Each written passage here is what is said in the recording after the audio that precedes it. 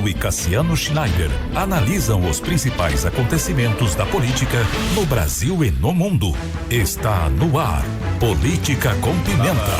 O link aqui eu dei.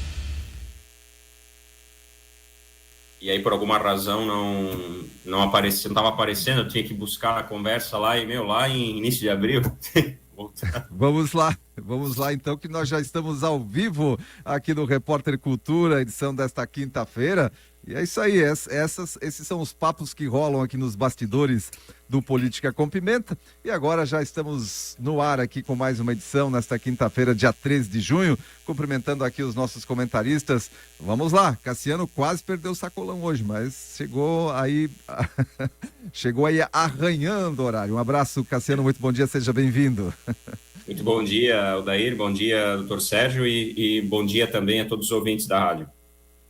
Tudo bem, doutor Sérgio Barreto, seja bem-vindo, bom dia. Bom dia, meu amigo Odair, meu amigo Cassiano, e um abraço a todos os ouvintes. Muito bem, o Política com Pimenta de hoje, eu até vou começar com o doutor Sérgio Barreto, porque ele cantou a pedra. Quando a gente comentou aí esse assunto do arroz, da importação do arroz, o Sérgio Barreto cantou a pedra. Ele falava lá que, olha, vindo aí do cidadão, não sei não, tem alguma coisa de errado deve ter ali, e não deu outra, né? Essa questão do leilão do arroz, o leilão suspenso, empresas mais que suspeitas, um mercadinho lá no Amapá que iria ser responsável por milhões de reais ligados a esse leilão, depois uma empresa também de sorvete, enfim, aí o Neri Geller, que é o secretário de Políticas Agrícolas, o filho e o assessor dele, um advogado também, envolvidos, né, numa corretora que estava participando do certame, e o cara foi demitido, foi forçado a pedir demissão ontem e saiu atirando para tudo que é lado, Barreto. Sim. Sabe, Odair, que teve uma pesquisa, eu não sei se foi a pesquisa certa, mas o que foi roubado pelo PT e pelos seus governos ali foi algo em torno de 122 bilhões de reais, né? É uma estimativa. Eu acho que passa muito desse valor. A gente tem que ser pragmático na vida e imaginar valores. Então, assim, bota 100 mil em cima da mesa e olha, tá, 100 mil, bota 1 milhão, bota 10 milhões, 122 bilhões. Coloca isso em algum lugar e dá uma olhada, assim. Essas pessoas, elas pegaram esse dinheiro, né?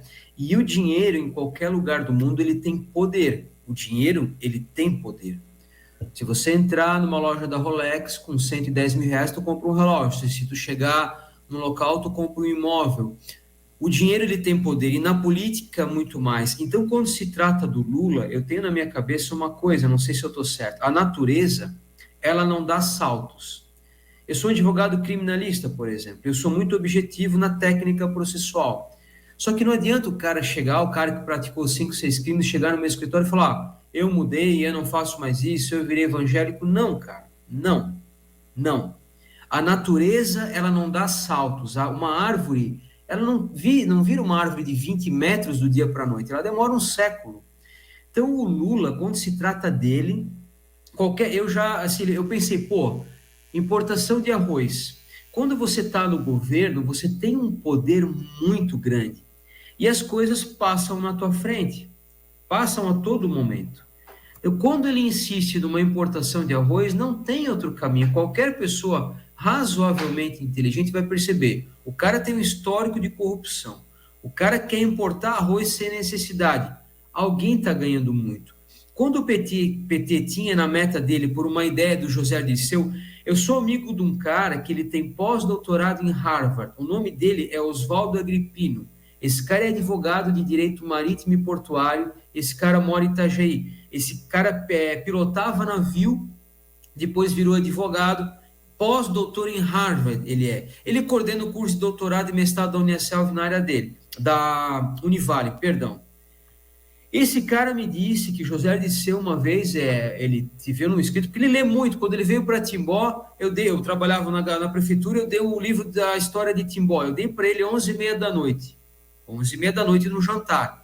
Quando eu fui no hotel ali conversar com ele no café da manhã, Ele começou a falar sobre a história do livro, sobre a história, Frederico Donner. Ele leu o livro inteiro de madrugada, então esse cara para ele ler um livro num dia, dois toques. E ele leu, num dos livros que ele leu, que José Dirceu, ele estava numa conversa com 5 pessoas, ele levantou, ele não concordou com o cara, ele deu 2 tiros no peito do cara e continuou e voltou a comer. Isso aconteceu. Dilma, que hoje ganha um salário de 25 milhões de reais por ano, 5 milhões de dólares, com o presidente do BRICS, ela pegou numa metralhadora e foi dar um golpe de Estado, ela praticou atos terroristas. Então, a gente está lidando com essa gente. Então, não tem como pensar em outra coisa, não tem. A doença do PT, me perdoem os fanáticos, a doença do PT voltou pela doença de um bolsonarismo fanático. Ismos, lulismo, Bolsonaro, nunca vai dar boa em nenhum lugar do mundo. Mas Sérgio está de esquerda? Não, eu almocei com o Ronaldo Caiado. Fechou o microfone, Barreto. Desculpa, eu almocei com o Ronaldo Caiado, lá tive um evento com ele. Eu não sou de esquerda. Tu pensa num cara casca grossa, assim, num cara, 35 fazendas, o cara tem médico, 1,90 m de altura, um cara casca grossa. Botou os traficantes na cadeia, acabou com a violência em Goiás. Esse cara é da direita, centro-direita. Eu almocei com ele, eu estava com ele. Então, o que acontece? Governador de Goiás. Então, o Lula não tem como esperar nada diferente. Essa doença chamada PT, essa doença chamada Lula, e eu fico com aquilo, sabe, doença chamada PT. Eu sou um cara democrático. Existe gente muito honesta no PT. Cara, eu conheci a família, eu conheci o Darcísio Bono e a mulher dele, a Clarice. Vocês não têm ideia da decência dessa gente, da honestidade, da decência e da educação e do amor que essa família tem um com os outros. A filha tem mestrado, doutorado, e são do PT, eram do PT. Existe gente muito honesta.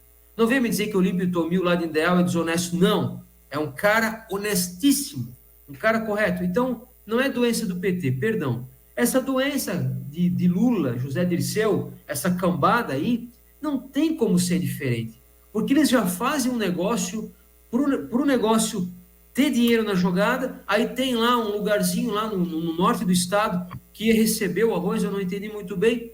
Imagina a quantidade de dinheiro. Sabe o que eles fazem com esse dinheiro? Eles investem nas mídias, eles investem nas campanhas. O PT tinha um plano de se perpetuar no poder com o mensalão.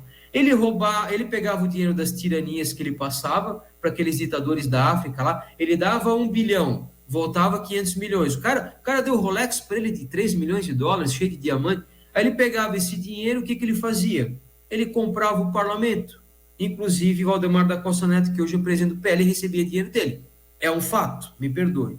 Então, o que acontece? É um absurdo, cara. Então, o PT, onde o PT está envolvido, onde o Lula está envolvido, onde essa gente, onde Dilma está envolvida, a Dilma é presidente dos BRICS. Meu Deus, cara. A Dilma, ela pegou em metralhadora. Essa mulher é presidente dos BRICS. Vocês têm ideia do tipo de cabeça que essa mulher tem lá?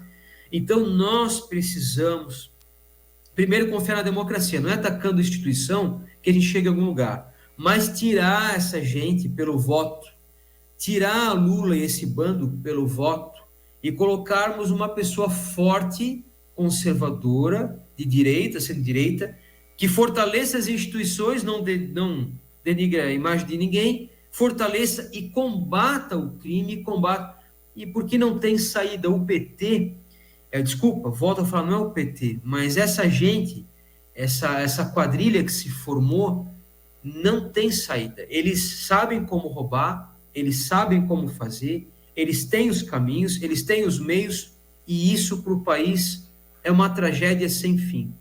O que eles roubaram foi o maior roubo da história, né? Nem na Itália, nem em lugar nenhum. O Brasil foi, o que o Lula fez foi o maior roubo da história. E isso agora deixa a palavra para o Cassiano, que tem mais autoridade do que eu para falar, porque como ele é um cara da direita, assim, ele estuda muito todo esse mecanismo que a esquerda tem para roubar dinheiro público, mas o fato é que não tinha como ser diferente, e o teu programa falou isso muito bem, eu acho que não faz 1 ou 2 semanas aí. Tudo bem, Cassiano, como é que você está enxergando todo esse imbróglio envolvendo aí essa importação de arroz, enfim, todos os últimos acontecimentos? Bom, primeiro, Odair, que até nós discutimos isso em um dos programas anteriores, né? Não vejo a necessidade de se fazer a importação do arroz, né? Mais uma vez, o Rio Grande do Sul, ele é responsável, sim, pela maior parte da produção do arroz no Brasil, do arroz, principalmente do arroz irrigado, né? Por alagamento. Porém, a boa parte, já mais de 80% do arroz no Rio Grande do Sul já havia sido colhido antes das tragédias climáticas. Então, o impacto de falta de oferta, né, de arroz na mesa do brasileiro vai ser muito pequeno, analisando esses números. E mesmo assim, 10%, e isso que é um ponto também que deve ser destacado, 10% do arroz brasileiro é exportado. Né? Por que não valorizar, por que não chamar para conversar, para dialogar esses produtores, né, que exportam 10% do seu arroz para fora? Por que não chamar para conversar, para fornecer para o mercado interno, ao invés de trazer um arroz de fora, né, através aí de um leilão que agora visivelmente foi um leilão altamente suspeito, né? Das quatro empresas que disputaram ali o certame, né, o leilão, apenas uma era uma trading, apenas uma trabalhava com importação e exportação. As outras 3 empresas eram, pela expressão aí, usando o jargão popular, né, botequim. Era um botequim. Um era uma pequena fábrica de queijo, o outro lá do interior do Amapá, né? Outra era uma pequena fábrica de sucos, que tinha uma mercearia na frente. Quer dizer, olhem o nível do leilão, o nível, inclusive, da participação das empresas, dos candidatos ali nesse leilão. Então, isso só prova uma coisa, só prova aquilo que todo mundo já sabia. E não sabíamos isso de agora, não sabíamos isso no ano passado, nós já sabíamos isso durante a campanha presidencial de 2022, nós já sabíamos isso durante o ano de 2020, durante a pandemia, durante todos os últimos anos, desde a revelação do maior esquema de corrupção já praticado por um país democrático no mundo, em toda a história. Como o doutor Sérgio falou, bilhões de reais desviados por todo o grupo do PT, naquela ocasião ali liderados pela ex-presidente Dilma Rousseff, mas amparada aí por Zé Dirceu, por José Genuíno, né, por Vacari Neto, né? Olha só ao nível das pessoas que governaram o Brasil lá na última década e que foram responsáveis pelo maior esquema de corrupção em todo o país. E, obviamente, chancelado pelo atual presidente Lula, né, que chegou a ser condenado, preso por corrupção, por formação de quadrilha, corrupção passiva, e mesmo que o STF e o TSE proíbam e tenham proibido durante a campanha de chamá-lo de condenado, de presidiário, isso é negar um fato, porque ele foi um condenado e ele só não está condenado porque foi um descondenado, né? Uma palavra aí que foi inaugurada, inclusive, na língua portuguesa, graças ao Supremo Tribunal Federal. Então, uma vergonha, e tudo o que aconteceu, o que a gente está vendo agora nesse leilão de arroz, era algo já absolutamente esperado, né? E aí eu volto a fazer a indagação, Odair e doutor Sérgio. Imaginem se o PT governasse o Brasil durante a pandemia. Veja, está acontecendo apenas um pequeno não, né? A gente está falando aí de uma cifra aí bilionária, mas está acontecendo apenas um caso, né? Um leilão, né? Ligado aí a uma possível solução, segundo o governo aí, que seria uma possível solução para resolver um problema climático, uma tragédia que assolou um estado da federação. Imagine uma pandemia que teve efeitos e impactos globais, né, que afetou todo o país, ou seja, as 27 unidades da federação. Imagine um governo Lula, com toda a sua equipe, fazendo esses esquemas, permitindo a realização desse tipo de leilão, com alto nível com alto risco de fraude, né, durante uma plena pandemia, como foi a pandemia do Covid-19 lá em 2020. Imagine se não fosse o presidente Bolsonaro e fosse o presidente Lula e toda a sua turma e os seus comparsas do PT e seus aliados. Olhe, eu digo para você, se hoje o Brasil está numa crise razoável em função das medidas erradas tomadas pelo ministro da Fazenda do Lula e também por palavras, pelo vocabulário utilizado pelo atual presidente, né, que não dão expectativa e esperança nenhuma para o brasileiro e para os investidores, imagine se esse cara tivesse sido presidente desde o início da pandemia. Nós estaríamos muito piores. Muito bem, tá aí os comentários então dos nossos comentaristas sobre esse primeiro tema, e eu quero partir agora para o segundo tema.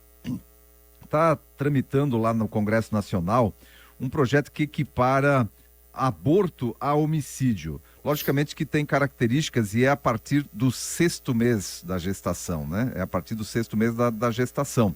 Por que que surgiu esse projeto? Porque o Alexandre de Moraes, passando por cima de uma de um decreto ou de uma regra que existia do Conselho Federal de Medicina, que coibia esse tipo de aborto, passou por cima, efetivamente passou por cima, deixou atônitos aí o pessoal do Conselho Federal de Medicina, quando o Alexandre de Moraes simplesmente ignorou essa situação já dessa regra que existia ali com relação a esse tipo de aborto, né? Que, de certa forma, coibia, que tinha algum tipo de punição para os médicos que praticassem esse tipo de aborto, mas, e aí, vendo isso, a Câmara está tramitando ali na Câmara e já ganhou o regime de urgência essa questão do aborto, então, a partir do 6º mês da gestação. Eu queria, esse tema, né, um tema que desde que também nós tivemos, e não é só aqui no Brasil, né, a gente tem que ressaltar que nos países em que os progressistas, de certa forma, eles estão atuando politicamente, há uma pressão para a aprovação cada vez mais dessa questão do aborto. Eu queria um comentário de vocês a respeito disso, com informações também que vocês tenham para balizar aí seus comentários a respeito dessa situação do aborto. E agora passo a palavra novamente para o doutor Sérgio Barreto. Sim, eu como advogado e professor, eu sempre fui um garantista. O direito, ele protege os chamados bens jurídicos. Então nós temos bens jurídicos, não é? E os bens jurídicos, eles têm uma escala de hierarquia entre eles. Então, o bem jurídico de um patrimônio, de um terreno, é um bem jurídico escalonado pelo direito dentro de uma valoração.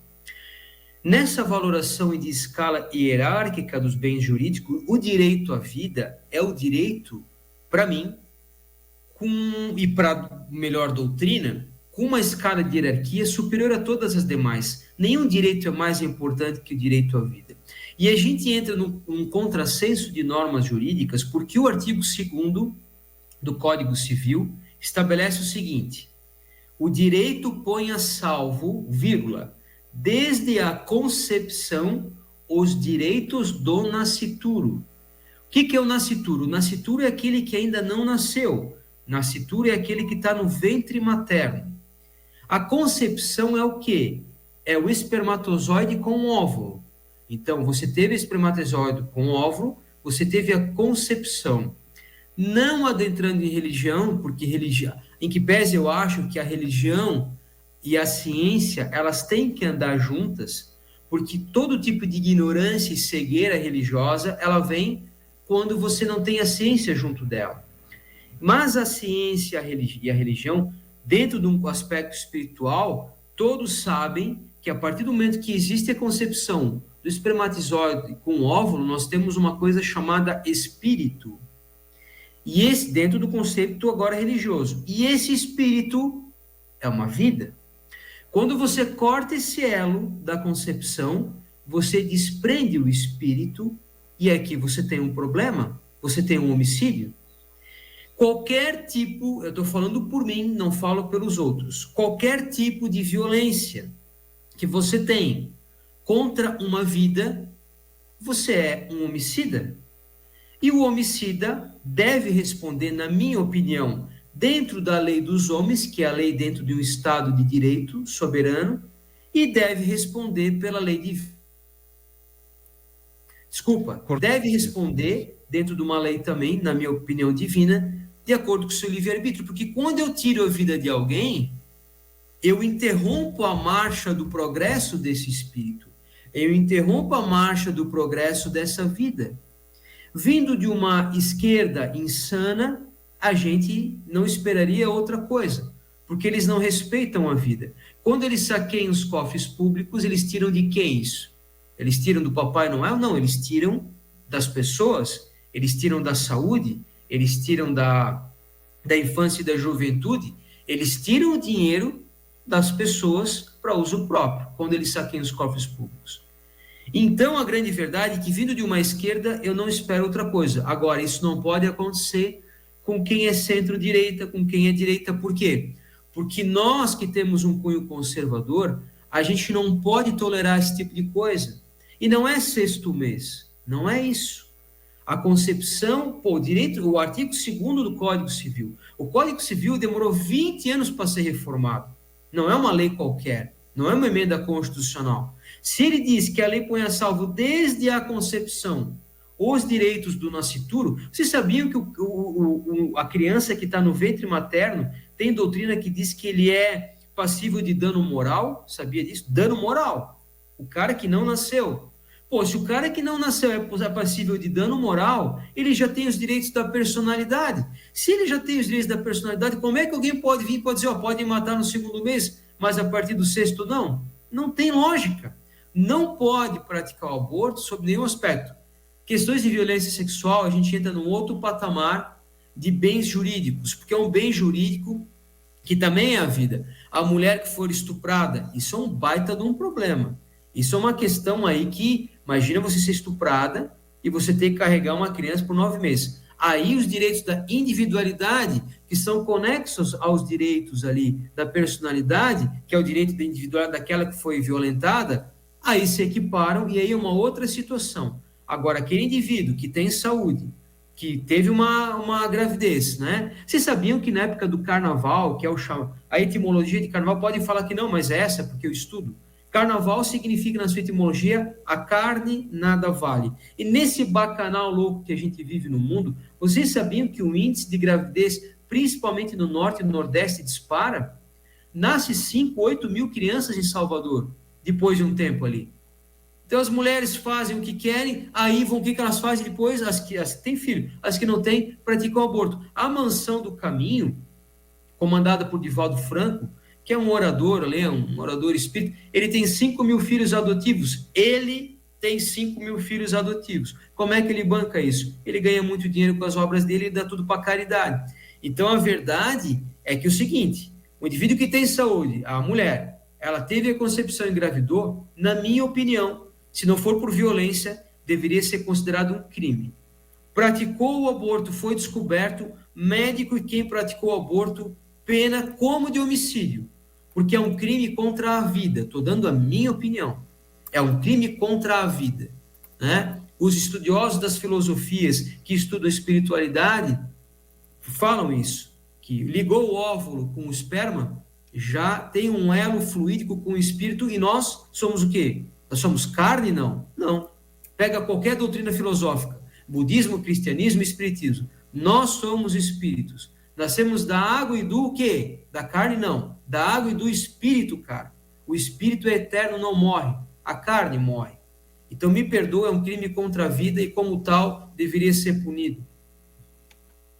Tudo bem. E para fechar, então, nosso Política com Pimenta de hoje, comentário do Cassiano Schneider a respeito desse tema também, que está tramitando lá na Câmara dos Deputados. Cassiano.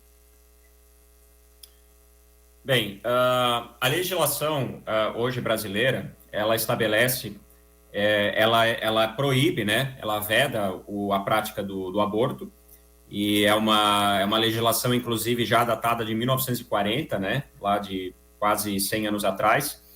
E ela estabelece apenas 3 exceções, né, que permitem a mulher realizar o aborto, né? Quando a criança, ela comprovadamente está se formando de forma anencéfala, né, sem a formação cerebral, que daí praticamente ela nasceria sem qualquer condição de sobrevivência. Segundo, quando coloca em risco a saúde da mulher, da mãe, né, o risco de vida. E terceiro, quando a mulher é vítima de estupro. E até aí tem sido respeitado, né, todos esses, quando ocorrem essas 3 exceções, a mulher consegue fazer o procedimento, né, em uma clínica que está habilitada, né, a fazer tal procedimento e consegue realizar sem problema nenhum, porque está previsto em lei. O que está acontecendo dentro dessa discussão do PL do aborto é o seguinte: o Conselho Federal de Medicina havia entendido e regulamentado que, eu até vou ler para vocês qual foi a definição do Conselho Federal de Medicina em relação à prática do aborto após 22 semanas. É vedada ao médico a realização do procedimento de assistolia fetal, que é o ato médico que ocasiona o feticídio, previamente aos procedimentos de interrupção da gravidez nos casos de aborto previsto em lei, ou seja, um feto que teria sido oriundo de estupro. Quando houver probabilidade de sobrevida desse mesmo feto em idade gestacional acima de 22 semanas. Ou seja, o Conselho Federal de Medicina, de forma prudente, proibiu o procedimento da assistolia fetal, ou seja, a interrupção da gravidez após 22 semanas de gestação. Gente, o ciclo gestacional é de 39 semanas, né? Alguns dizem 40, 38, né? 39 semanas. 22 semanas, há vários casos já contabilizados de que crianças que nasceram com 22, 23, 25 semanas nasceram, portanto, prematuras e sobreviveram. Ou seja, dentro da análise do Conselho Federal de Medicina, os fetos que ultrapassam as 22 semanas de gestação, elas possuem uma grande chance de sobreviver mesmo fora do ventre. Então, o que o Conselho Federal de Medicina proibiu foi, de fato, que após as 22 semanas, mesmo que tenha sido em caso de estupro, não seria possível fazer o aborto, porque se fosse comprovado o estupro, então esse aborto teria que ser feito antes, seguindo a legislação brasileira, porque o próprio Conselho Federal de Medicina, com base na opinião médica, determina que após 22 semanas a criança já está com uma alta taxa de formação corporal, né, alta taxa de formação de órgãos, e que, nesse caso, já seria considerado, em palavras populares, um assassinato. Eles falam feticídio, né, para não dizer um infanticídio.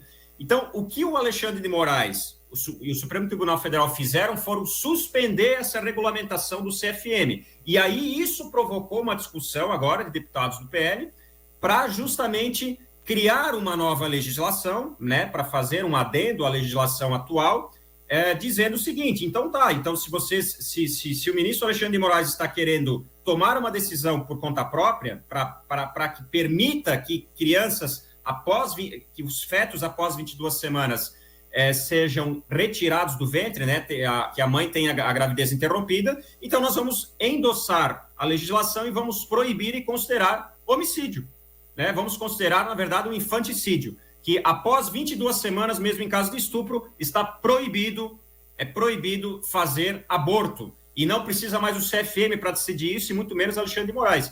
Então, na verdade, o que os congressistas estão fazendo é uma defesa, né? Eles estão defendendo o direito à vida, como o doutor Sérgio falou. É um absurdo, pessoal, é um absurdo a mãe que está carregando uma criança e que passa as 22 semanas ainda tenha a coragem, a audácia de querer retirar essa criança de dentro do seu ventre. Eu só digo uma coisa: todos aqueles que defendem o aborto, independentemente da situação e do cenário, todos aqueles que defendem o aborto não estariam o fazendo se a sua própria mãe pensasse igual a eles. Muito bem. Tá aí o comentário dos nossos comentaristas hoje no Política com Pimenta. A gente agradece muito, né, a participação deles. Volto na próxima terça-feira para mais uma edição do Política com Pimenta aqui no Repórter.